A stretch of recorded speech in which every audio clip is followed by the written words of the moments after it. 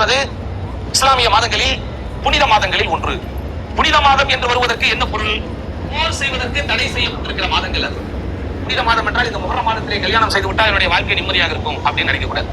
முஹர்ரம் மாசத்துல எனக்கு புள்ள பிறந்தா அது எனக்கு ரொம்ப நல்லா இருக்கும் என்று நினைக்கக்கூடாது. முஹர்ரம் மாசத்துல நான் போய் ஒரு வேலைக்கு சேர்த்துட்டா எனக்கு அந்த வேலையில எனக்கு மேல மேல நான் போயிட்டே இருப்பேன் அப்படின்னு நினைக்கக்கூடாது. முஹர்ரம் மாதம் புனிதப்படுத்தப்பட்ட மாதம்னா என்ன அர்த்தம்? எதை அங்கே புனிதம் என்று மார்க்கம் வரையறுத்து சொல்லி இருக்கிறதோ, எதனால் அதற்கு புனிதம் இருக்கிறது என்று மார்க்கம் விலக்கி சொல்லி இருக்கிறதோ அந்த லெவலோடு அந்த அளவோடு நாம் நிறுத்திக் கொள்ள வேண்டும். புரியுதா? அப்ப போர் செய்வதற்கு தடை செய்யப்பட்ட மாதங்களில் ஒரு மாதமாக, வருடத்தின் துவக்கத்தின் முதல் மாதமாக இந்த முஹர்ரம் என்பது இருக்கிறது என்பதை புரிந்து கொள்ள வேண்டும். இதற்கு ஏன் முஹர்ரம் என்று பெயர் இருக்கிறது? போர் செய்ய முஹர்ரம் என்றால் இந்த வார்த்தை ஹராம் என்பதிலிருந்து பிளந்து வரப்பட்டது. நம்ம எல்லாத்துக்குமே தெரியும். ஹராம்னா என்ன? ஹராம்னா என்னது? தடுக்கப்பட்டது. அப்ப முஹர்ரம் தடை செய்யப்பட்டது, போர் செய்ய தடை செய்யப்பட்டது. அது இல்லாம நபிகள் நாயகம் ஸல்லல்லாஹு அலைஹி வஸல்லம் அவர்கள் முஹர்ரம் என்கிற வார்த்தையை ஹதீஸிலே பயன்படுத்துகிறார்கள். ஹதீஸிலே வருகிறது. இப்படி பல விஷயங்கள் என்ன செய்யலாம்? இந்த முஹர்ரத்தினுடைய சிறப்பை குறித்து நம்ம என்ன செய்ய முடியும்? பார்க்க முடியும்.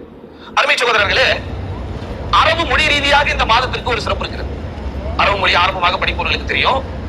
அரபு வார்த்தை இரண்டு விதமாக பயன்படுத்தப்படும். ஒன்று அலிஃப் லாமை இணைத்து, இன்னொன்று அலிஃப் லாம் இல்லாமல். கிதாபுன் என்று சொல்லலாம், அல் கிதாபு என்று சொல்லலாம். எதெல்லாம் அலிஃப் லாமுடன் இணைத்து சொல்லப்படுவதாக இருக்கிறதோ அது கொஞ்சம் கிரேடு, ஒரு கூடுதல் மதிப்புடைய ஒரு வார்த்தையாக அது கருதப்படுகிறது அரபு மொழி இலக்கணத்தில். இந்த 12 மாதங்களில், இந்த இஸ்லாமிய வருடப்பிறப்பு என்றும் ஹிஜ்ரி வருடம் என்று சொல்கிறோமே, இதில் இருக்கிற 12 மாதங்களில் முஹர்ரம் என்கிற மாதத்திற்கு மட்டும்தான் அல் முஹர்ரம் என்று சொல்லப்படும். மற்றதெல்லாம் நீங்க படிச்சு பாருங்க. நம்ம சாதாரணமா பிள்ளைங்க ரைம்ஸ் படிக்கும் போது முஹர்ரம், சஃபர், ரபியுல் அவ்வல் படிக்கிறாங்க. ஆனா உண்மையிலே அதை மிக தெளிவாக மிக சரியாக சொல்லணும்னா அப்படிதான் சொல்லணும், அல் முஹர்ரம் என்று தான் சொல்ல வேண்டும்.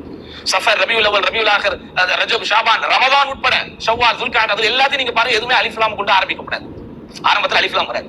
முஹர்ரம் என்கிற மாதத்திற்கு மட்டும்தான் என்ன வருது? அல் முஹர்ரம் என்று வருவது. அலிஃப் லாமை கொண்டு ஆரம்பிக்கப்படுறதுனால இது புனிதமா என்று நாம் சிந்திக்க வேண்டியதில்லை. அப்படி ஒரு அர்த்தமும் இதற்கு இல்லை. ஜஸ்ட் ஒரு தகவலுக்காக இந்த முஹர்ரம் மாதத்தை பற்றி நாம் தெரிந்து கொள்ள வேண்டும் என்பதற்காக இது இங்கே சொல்லப்படுகிறது. முஹர்ரம் மாதத்தில் என்ன சிறப்பு இருக்கிறது? அந்த நாளில் ஆஷூரா என்று ஒரு நாள் வருகிறது. அந்த நாளில் தான் மூசா நபி அலைஹிஸ்ஸலாத்து வஸ்ஸலாம் அவர்களை, அவர்களுடைய சமுதாயத்தை ஃபிர்அவுனுடைய கொடுங்கோல் ஆட்சியில் இருந்து அல்லாஹ் காப்பாற்றினான். அந்த நாளில் யூதர்கள் புனிதப்படுத்தி வழமையாக நோன்பு வைப்பவர்களாக இருந்தார்கள். நபி ஸல்லல்லாஹு அலைஹி வஸல்லம் அவர்கள் அது குறித்த செய்தி தங்களுக்கு வினவப்பட்ட போது, தெரிய வந்த போது, நஹ்னு அஹப்பு லி மூஸா மின்கும், மூசா நபிக்கு உங்களை விட நாங்கள் தான் அதிக உரிமைக்குரியவர்கள், அதிக சொந்தக்காரர்கள் என்று சொல்லி நபி ஸல்லல்லாஹு அலைஹி வஸல்லம் செய்றாங்க. நாங்கள் தான் அதை நோன்பு வைப்பதற்கு அதிக தகுதி என்று தன்னுடைய சமூகத்திலே அந்த நோன்பை வழமையாக்குகிறார்கள். ஆனால் யூதர்கள் இதை வைக்கிறார்களே, அப்ப அந்த யூதர்களுக்கு ஒரு மாற்றம் செய்ய வேண்டுவதற்காக அடுத்த ஆண்டு நான் உயிரோடு இருந்தால் 9ஐயும் பிடிப்பேன் என்று சொல்லி 9ஐயும் 10ஐயும் நோன்பு வைப்பதற்கு நமக்கு ரசூலுல்லாஹி ஸல்லல்லாஹு அலைஹி வஸல்லம் அவர்கள் அங்கீகாரம் கொடுத்து வழிமுறையாக தந்தார்கள். இந்த ஆஷூரா தினத்திலே நோன்பு வைப்பதில் என்ன நமக்கு சிறப்பு இருக்கிறது என்றால், அஹ்தஸிபு பிஅன்னஹா யுகஃபிரு ஸனத்தல் மாதியா, கடந்த ஓராண்டின் பாவத்திற்கு அது பரிகாரமாக இருக்கும் என்று நான் அல்லாஹ்விடம் ஆதரவு வைக்கிறேன் அப்படின்னு ரசூல் ஸல்லல்லாஹு அலைஹி வஸல்லம் சொன்னாங்க. உடனே நம்ம என்ன முடிவுக்கு வந்துடக்கூடாது? ஓகே, இன்னைக்கு நோன்பு வச்சிருவோம், வருஷம் எல்லா பாவம் இன்னையோட முடிஞ்சிருச்சு, அதே மாதிரி செய்வோம், இந்த வருஷம் பூரா எல்லா பாவத்தையும் செஞ்சுட்டு அடுத்த வருஷம் இதே மாதிரி முஹர்ரம் நோன்பு வச்சு கணக்க பைசல் பண்ணிடுவோம்னு நினைச்சிருப்பேன். நிறைய பேருக்கு மைண்ட் செட்டே அப்படித்தான். செய்யறதெல்லாம் செஞ்சுட்டு ஒரு உம்ராக்கு போனா வேலை முடிஞ்சிடும், அப்படி செய்யறதெல்லாம் செஞ்சுட்டு இதெல்லாம் செய்யக்கூடாது, எல்லா வேலையும் செஞ்சுட்டு ஒரு உம்ராவிற்கு போனால் எல்லாம் முடித்து விடும் என்கிற எண்ணம் நிறைய பேரிடத்துல இருக்கிற. அப்படிப்பட்ட ஒரு எண்ணத்திற்கு வரக்கூடாது. மனிதன் என்கிற அடிப்படையிலே மனிதன் பலகீனமானவனாக படைக்கப்பட்டிருக்கிறான், பாவம் செய்யும் இயல்போடு படைக்கப்பட்டிருக்கிறான். அந்த இயல்பின் காரணமாக அவன் செய்கிற பாவங்கள் எவ்வளவோ இருக்கிறது, அவன் செய்ய வேண்டிய கடமைகளில் எவ்வளவோ அவன் குறை வைக்கிறான். 5 நேரம் தொழுகிறோம் என்ற ஒரு திருப்தி நம்மிலே பலருக்கு இருக்கலாம், அல்லது சிலருக்கு இருக்கலாம். ஆனால் 5 நேர தொழுகையும் மிகச்சரியாக நாம் தொழுது விட்டோம், கட்டாயமாக இது அல்லாஹ்விடத்தில் ஏற்றுக்கொள்ளப்படத்தான் செய்யும் என்று யாராவது நமக்கு உறுதி கொடுக்க முடியுமா?